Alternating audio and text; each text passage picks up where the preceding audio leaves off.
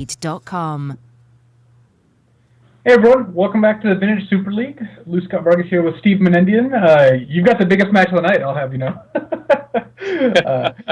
Everyone's waiting with bated breath on your results. So a lot of these matches very much do hinge on how you do against Chris here at the end of the night.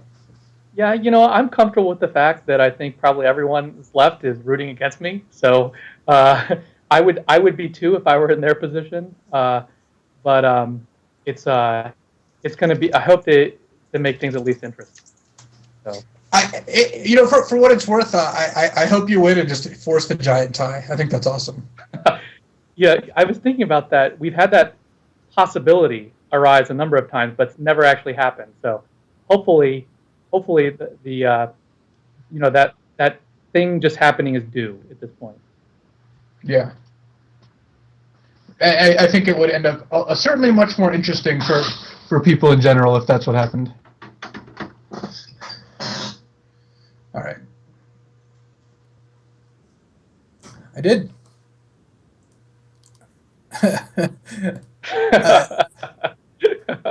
I reset my camera because it was being way too blurry, but I don't know if it is back on.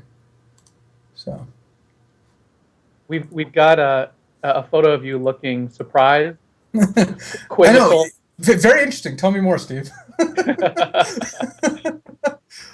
Hold on one second.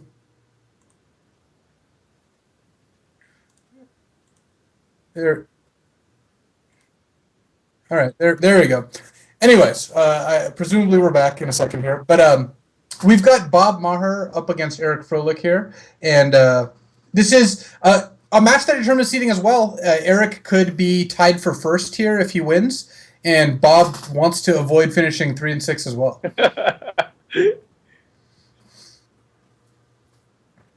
Yeah, this is so. Go ahead. I was going to say, who do you like in this matchup? Bob's playing, the Dark Petition Storm deck with 3 copies of Defense Grid, which is pretty big against a Landstill deck. But Eric has 4 Arcane Labs in his sideboard. Yeah, his sideboard technology is just brutal.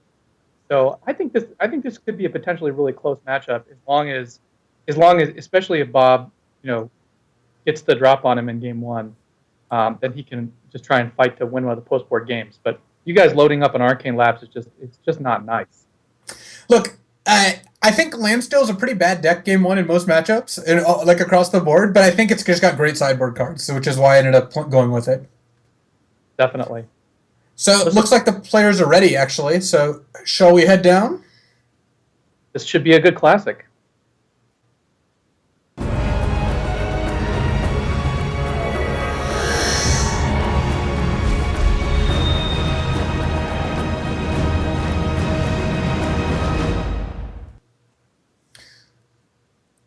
Alrighty, let's take a look at who's on the play here, because Bob is on the play, and Bob has a hand that really hopes Ancestral Resolve is what Bob has. And Eric has double counterspell on turn 1, so go permission. This is actually one of my favorite. These broad archetypes, or control versus combo, is probably my favorite thing in Vintage, historically and at present, just to see sort of the control deck battle against the combo deck. It's probably like one of the most, I don't know, what would you say, sort of archetypal things in the format, right? Definitely, where the combo deck's trying to go off and the control deck's trying to just stop everything from resolving. You don't actually see that very often anymore. The actual control decks are just somewhat of a rare breed. There are a lot more of them are based on Delver, Pyromancer, Mentor, whereas the Landstill deck only has a couple Mentors to finish. Isn't really based on dropping an early one.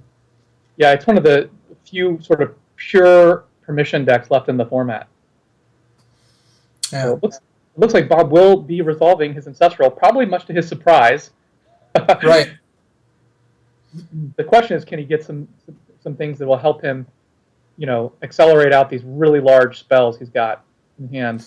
Oof, no, actually, Bob's hand is now 5 gigantic spells that cost tons of mana and Academy of New Artifacts and 2 fetch lands. Whereas Eric actually drew the turn on Mentor. Never mind, Mentor's great.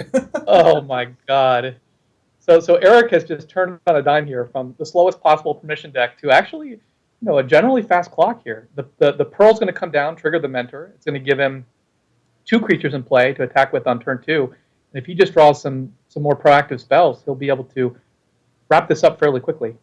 I think we can also assume that Bob is going to continue to try to play spells, and Eric will play counter magic as quickly as he can. And there is some thought to Eric not playing a Mentor on turn 1, but I think that the longer the game goes, the Storm deck actually will eventually overpower you, especially with cards like Defense Grid. So I like him just running it out. It gives him definitely the highest chance of winning. Definitely. And then the counter magic has a dual function here. So it not only stops Bob's threats, but it also plays a tempo role. So this Spell Pierce on the Thoughtseize here is actually going to generate a token. This is a pretty good deal for Eric. If Eric can draw, like, I guess even if he drew a Preordain, he wouldn't cast it this turn, but if Eric can draw any artifact, or it's like a Sensei's Divining Top, or even just another blue card, then I think he's in really good shape. Or Standstill. I don't even know if Eric casts Standstill if he draws it. Well, we'll find out. Just because he doesn't have to get to leave out Mana Drain, whereas casting it next turn lets him leave out Mana Drain. Definitely. But what I like about the Standstill here is it's giant growth at the same time. And yeah, if Bob doesn't win, even if he Dark Petitions Necropotence, you can just lethal attack next turn, possibly. Yeah, that's true. And unfortunately for Bob, given he's drawn 0 rituals, he's just not going to play anything next turn anyway. So I actually like waiting on Standstill. That would have been my preference.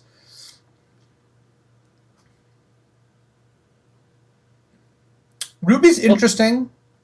Yeah, at least he has a Mox, unfortunately. There's not too much he can do. He can try and play a mini Tendrils for 4 life if he feels like he needs a little bit of buffer with the bargain. He could. He does. I kind of like that play, actually, because regardless of what you do the next turn, whether it's Dark Petition or Bargain, assuming he gets the mana, it gives you a little bit more buffer, a little bit more wiggle room. There's not much else he can do, unfortunately. No, I mean, that's his only option. And he already has Spell Mastery for the Dark Petition, so that's not a big deal. It does, it makes your Yawgmoth's Will Tendrils plan a little bit easier. I think what he's considering is a mini Will here. Yeah, that's the other option. I assume Eric would Mana Drain Will. For sure. Yeah. The question is, do you think he would Mana Drain one of the Tendrils copies? I don't think so. Yeah, I don't think so either. I think you just let it resolve, play Standstill, attack back for 7, and then pass with Drain Up. Yeah. Yeah. Well, he's cut himself off from Tendrils, so that's not going to happen, which I think may have been Bob's best line. I actually like playing the Will here, even if it gets countered. Like you're not losing that much. The problem is Bargain next turn is not going to do enough, especially if it may not be able to do enough. We don't know exactly how much damage, Eric's going to. Bob can't anticipate exactly how much damage Eric is going to inflict, but it's not going to be 3. Yeah.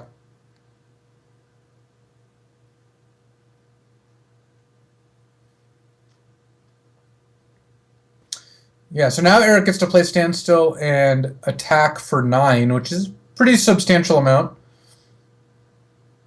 Oh, Ponder, wow. One of the best possible draws. Yeah, Ponder's good. It means that you don't have Drain Up if you cast Standstill, but I would still just cast Ponder, because especially since there are potential lines that end up with Eric winning here. If he finds any spell, he wins, right?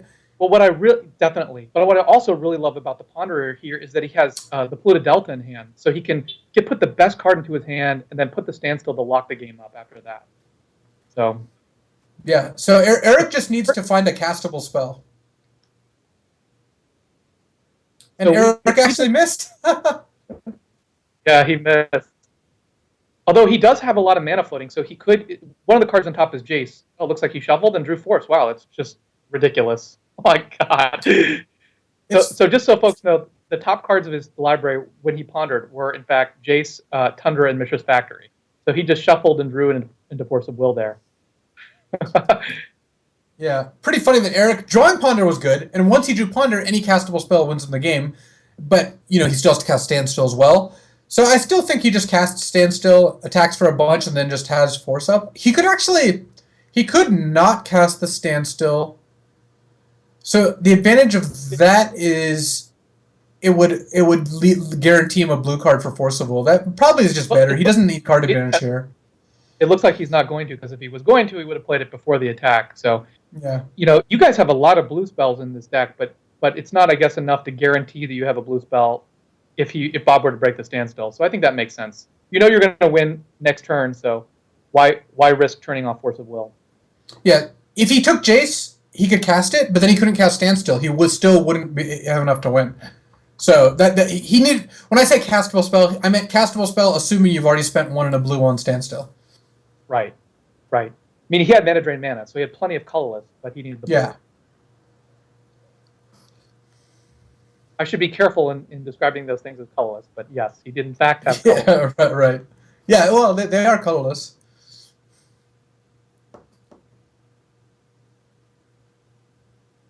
If you're deciding whether to Force of Will the Hercules recall here.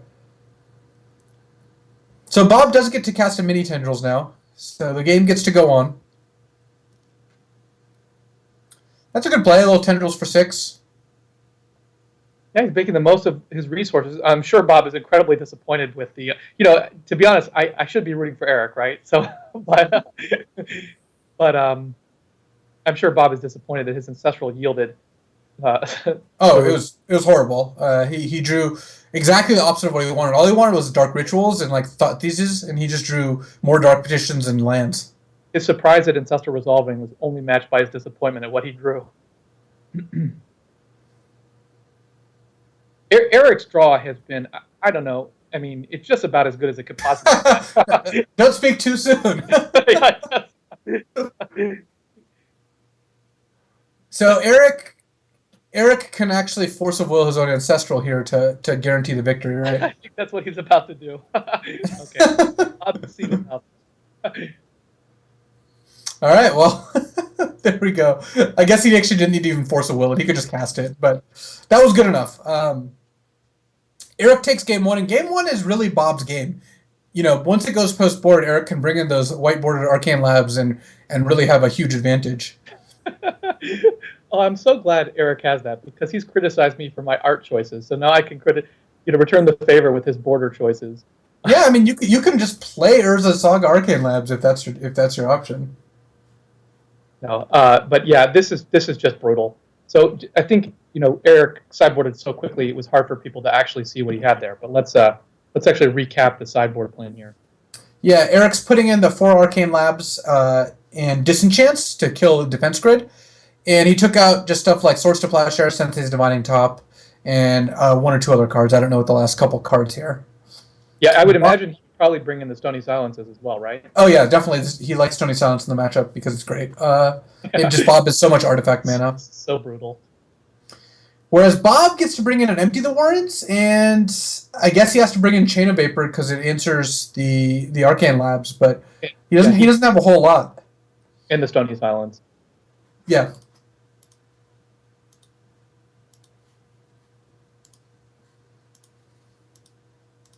So yeah, it's a matchup that certainly gets tougher post board for Bob, but that's not a guarantee of anything. Like Bob's deck, Bob is still playing a pretty broken deck, so he certainly can get a good enough draw. Yep. I also want to point out that both Eric and I had a Mox in our sideboard. Yeah.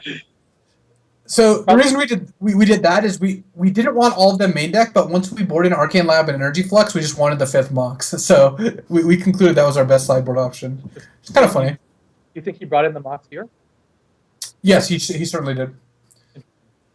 Well, Bob once again has turn 1 Ancestral Recall that will likely resolve. That will certainly resolve here if he plays it. This is a great hand for Bob. It has turn 1 Ancestral, and it has outs to playing a giant Empty the Warrens. Not very many outs. I guess it has to be like Ruby plus another Mox or a Lotus, but... Bob has been in this position before, I seem to recall, but he also has turn 1, I believe. Is that a Wheel of Fortune, or is that Empty the Warrens? That's Empty the Warrens. Oh, that's empty. Okay. So, presumably, Bob could also just go Underground Sea, Duress you. I really like just turn 1 and Ancestral, turn 2, Upkeep, Vamp, and then a big empty.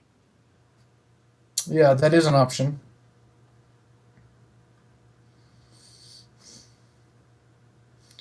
Eric can potentially go for the turn 1 kill. Lotus, ponder into Arcane Lab, play Arcane Lab. I mean, it is not just game, but it is very good. Yeah, I mean, the one drawback the Landstill deck has, as you were just saying in your sideboard plan, is the lack of acceleration. It's got these big spells, these kind of like silver bullet spells, really, but they're just outside of castable range in most situations. Having Right. Black Lotus in your opening hand is just about the best card you could possibly have. Oh, Bob's going to get to take a look with Gataxian Probe here, and Bob can actually go, if he wants, Pearl Soul Ring Defense Grid, but given Eric's hand, he might not need to do that, and he wants to save those cards for Storm Count.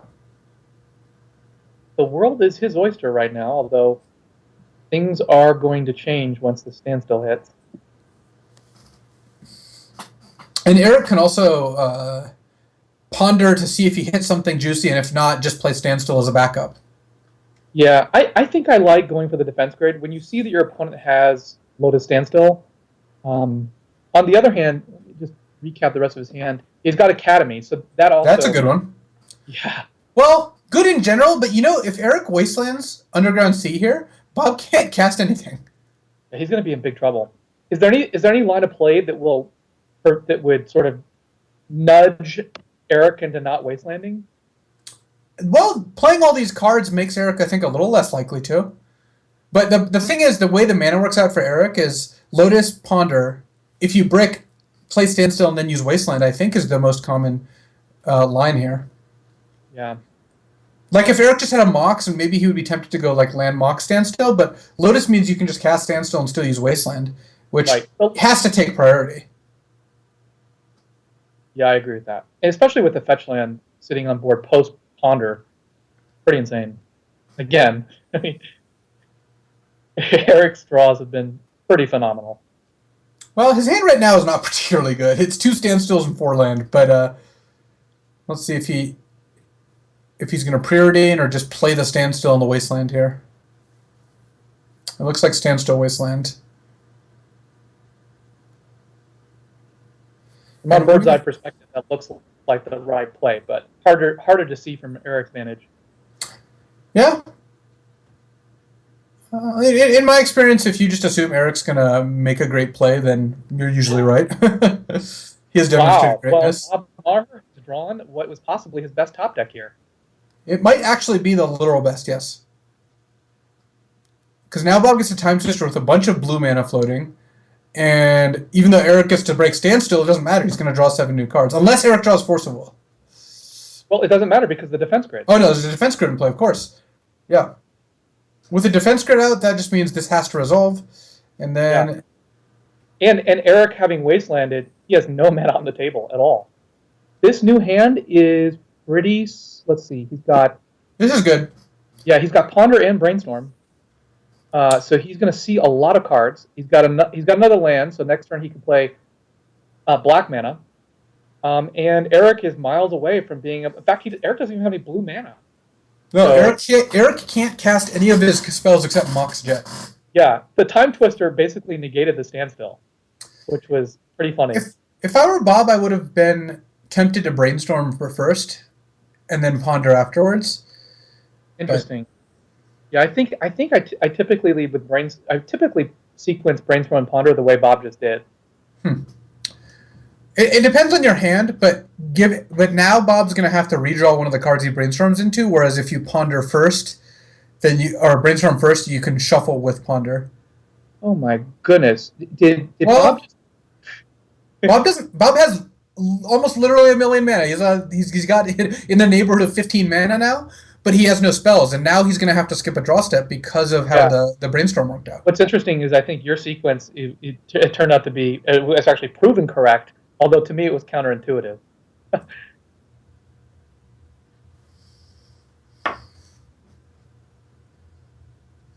So Bob can use the Lotus to cast some Thought Seizes here, just because he's got so much mana and he's gonna be fine on mana. I don't mind doing that though. He doesn't know that Eric's hand is full of nonsense. Yeah, that Eric has no blue mana.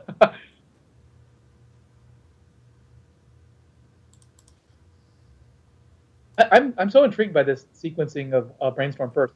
Did Bob have the Dark Ritual in hand? when he played Ponder, or did he draw it off the Ponder?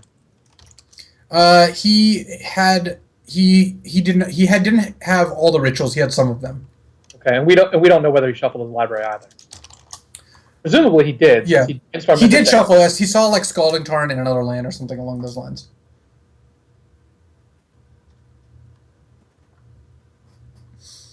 Yeah, so I think Bob really has two decisions here, and that is whether he wants to Lotus out the two Thought Seizes or just pass the turn. So yeah.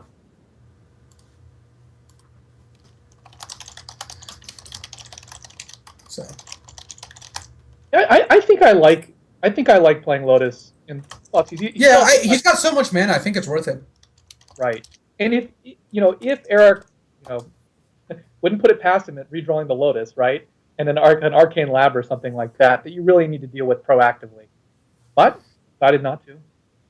Eric thinks he's getting ahead here by wastelanding the Academy. Little does he know, Bob has all the mana in the world and no spells to play. Right, he's playing into Bob's plan here. Yeah, Time Twister is one of the few cards that actually just trumps the standstill. So I think you're right. It was the literal best card he could have drawn. Yeah. But putting Eric into no blue, a hand he can't mulligan out of. Now we're just in a race for time. Bob needs to draw a spell like Dark Petition, Bargain, anything before Eric gets to a blue mana and 3 overall mana. Right. Well, he's going to need more than 3 overall mana to cast Spell Pierce, but. So Bob for sure is going to cast Thoughtseize. I guess you just take the Mentor here. That's really interesting to me that he got the C with only black spells. Wow. I guess he has the Black Lotus in hand, so it doesn't really matter. Yeah, the Lotus means it's a little safer, yeah. But I still would have gotten the reusable land. The Lotus gives you your blue source.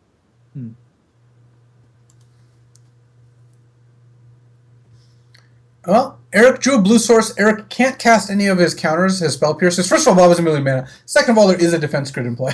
So yeah. I think that makes me want to just ponder and just look for Arcane Lab or a Stony Silence. Interesting. Yeah, I kind of assumed he might just play Standstill there, but.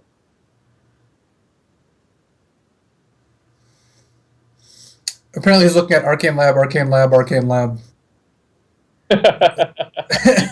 Might as well be, right? But he chose to shuffle. Interesting. What he actually saw was a Mentor, a Misstep, and a Mishra's Factory, which don't do him any good. Defense Grid's good. I mean, Defense Grid's shutting off a bunch of Eric's cards right now. It's so good that Bob, isn't very happy to draw a second one. Yeah, his second Defense Grid is going to put Eric way out of range of doing anything. Well, he might as well cast it now, because if he casts it... Yeah. Window, definitely. I would.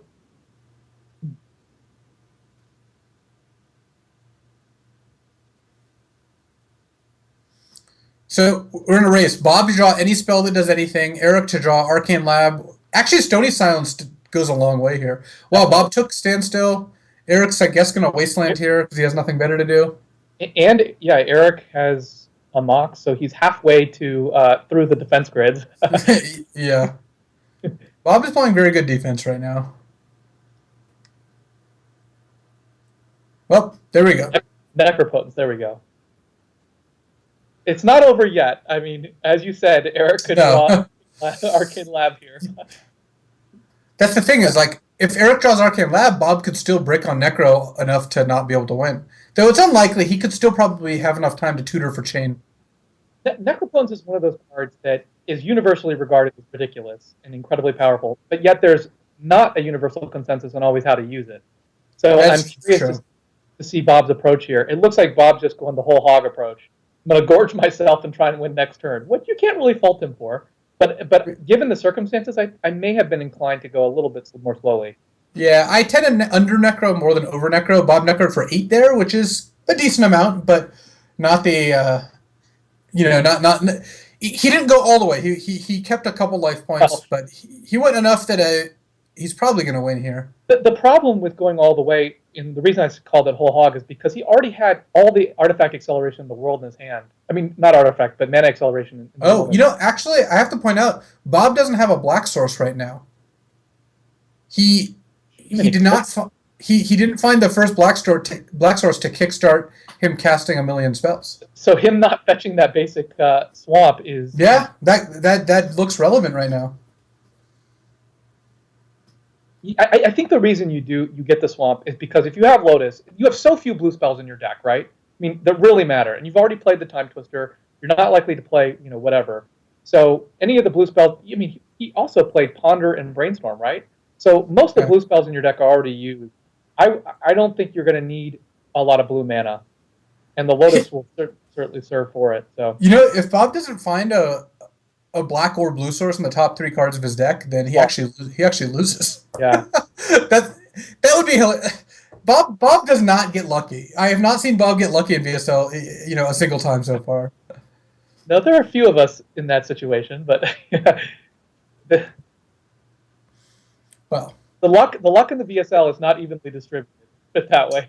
I can agree with that as someone who routinely has less than average. Then I couldn't even finish actually. I tried. Well, it is part of your moniker, right? Yeah. So Bob could. I don't think he should. He could get greedy by casting the probe here, because if he finds a black source, he wins right away. But right. I think you just necro down to 1 and just cross your fingers. Yeah, it's the difference between 1 card and 3 cards. So, and a turn, right? Yeah, but Eric's unlikely to do anything. 2 cards and 1 card. All right, Thoughtseize, Duress, and Scalding Tarn. This is absurd. This is honestly just absurd. Bob drew 11 cards, and his last card was a Scalding Tarn. I feel so bad for Bob. Oh my God. I can't really complain because the 6-way tie is live. So. All right, I guess 6-way tie. Wow. Bob has not received a fair shake here. I will just go ahead and say that. So that was a brutal ending to a game that I thought Bob was for sure going to win. I thought we were going to see a game 3, but looks like Eric advances to 7-2. Could potentially tie Webb if Webb loses again here, and Bob falls to 3-6, which is I guess the record you're now shooting for. Yeah. Gosh, I feel really bad for Bob. But, it was a great game. Lots of interesting lines. And I think ultimately a very subtle decision that ended up coming back to impact him. And Ifro, for his part, did his best, though he was locked out of the game. Yeah. And Bob even saying in chat if he had necroed for 1 less, but then the sack line was the last card, so he still wouldn't have hit it. So it still wouldn't have worked. That's true. Yeah, that is pretty insane. Let's see, who do we have up on deck next? It is David Ochoa against Randy Buehler. So we'll see if Dredge can cross the finish line here for Randy. Webb looking to lock up first seed, and that'll be cast by Eric. And Bob can tell you all about Necropotence. So we'll be back in a couple minutes, and we will see you guys later.